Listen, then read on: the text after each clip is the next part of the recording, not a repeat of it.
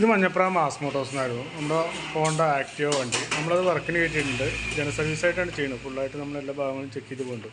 അതിൻ്റെ ഭാഗമായിട്ട് നമ്മളതിൻ്റെ ക്ലച്ച് എയർ ഫിൽറ്ററൊക്കെ ഒന്ന് ചെക്ക് ചെയ്യാൻ വേണ്ടി വെച്ചാണ്. ക്ലച്ചിൻ്റെ ഭാഗത്ത് നിലവിൽ വേറെ കുഴപ്പമൊന്നുമില്ല. അത്യാവശ്യം നല്ല രീതിയിൽ പൊടിയും കാര്യങ്ങളൊക്കെ ഉണ്ട്. അതൊക്കെ നമുക്കൊന്ന് എയർ അടിച്ച് ക്ലീൻ ചെയ്യാം. അതിൻ്റെ വേരിയേറ്റർ ബോഡി റോളർ വെയിറ്റ് ആയാലും നിലവിൽ വേറെ കുഴപ്പമൊന്നുമില്ല.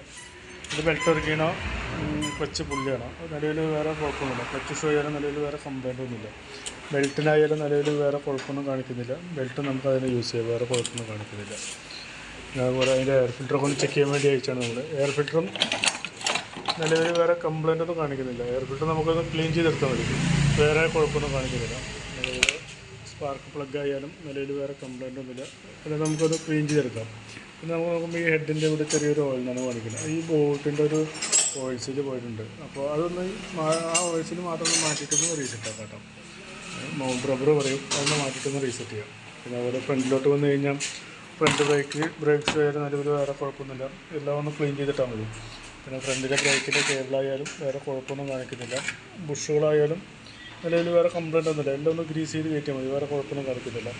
പിന്നെ വേറെ കംപ്ലൈൻറ്റ് പറഞ്ഞാൽ സ്പീഡോമീറ്ററാണ്. സ്പീഡോമീറ്റർ വർക്കിംഗ് അല്ലാതെ ഈ കേബിൾ പൊട്ടിയിരിക്കണം. നമുക്ക് സ്പീഡോമീറ്ററിൻ്റെ കേബിളൊന്ന് മാത്രം മാറ്റിയിട്ടൊന്ന് റീസെറ്റ് ചെയ്യാം കേട്ടോ. പിന്നെ നമ്മൾ വണ്ടി ടെസ്റ്റ് ഡ്രൈവ് നടത്തുമ്പോൾ വണ്ടി ചെറിയൊരു വെട്ടൽ കംപ്ലൈൻറ്റ് കാണിച്ചാണ്. അത് ഈ ടയറിൻ്റെ പ്രശ്നമാണ്. ടയറുണ്ട് ഒരു സൈഡ് തേയ്മാനം കുറച്ച് കൂടുതലായിട്ട് കാണിക്കുന്നുണ്ട്. എന്നാൽ പിന്നെ അത്യാവശ്യം ഉപയോഗിക്കാനുണ്ട്, കുറച്ചും കൂടി ഉപയോഗിക്കാനുണ്ട്. ഇങ്ങനെ തേയ്മാനം കാണിക്കുകയാണെങ്കിൽ ചിലപ്പോൾ എയറൊക്കെ കുറവാക്കി ഓടി കഴിഞ്ഞാലാണ് ഇങ്ങനെ കൂടുതൽ കംപ്ലൈൻറ്റ് കാണിക്കുക. ഒരു ചെറിയൊരു വെട്ടൽ കംപ്ലൈൻറ്റ് കാണിക്കുന്നുണ്ട്. അപ്പോൾ മാക്സിമം എയറൊക്കെ ചെക്ക് ചെയ്തിട്ട് കറക്റ്റായിട്ട് ഓടിക്കാൻ നോക്കാം. അപ്പോൾ കുറച്ചും കൂടി ഓടിച്ചിട്ടൊക്കെ നമുക്ക് ടയറും കൂടി ഒന്ന് മാറ്റിയിട്ടൊന്ന് റീസെറ്റ് ചെയ്യാം കേട്ടോ.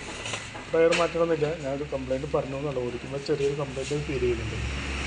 നമ്മളതിൻ്റെ ബാറ്ററി ഒക്കെ ചെക്ക് ചെയ്യുന്നുണ്ട്. ബാറ്ററി മാറ്റിയിട്ട് ഇപ്പോൾ ഈ 2000 മുന്നേറ്റ ബാറ്ററി മാറ്റിയതാണ്. പുതിയ ബാറ്ററിയാണ് കിടക്കുന്നത്, 2024 മോഡൽ.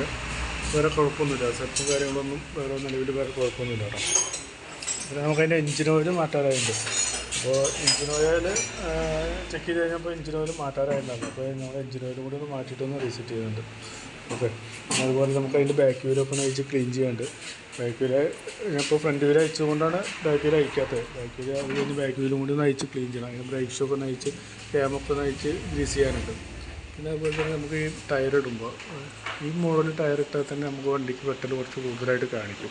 എന്ന് പറഞ്ഞാൽ നമുക്ക് ആ ഫ്രണ്ട് കിടക്കുന്ന മോഡലല്ലേ, വി ഷേപ്പ് പറയും, സാപ്പർ മോഡൽ, അതിടാൻ മാക്സിമം ഷേപ്പ് കേട്ടോ. ഓക്കെ. പിന്നെ അപ്പോൾ നിലവിൽ വരുന്ന വർക്കിൻ്റെ ഒരു എസ്റ്റിമേറ്റ് പറയാം, നോക്കിയിട്ടൊന്ന് റിപ്ലൈ ചെയ്താൽ മതി. ഓക്കെ.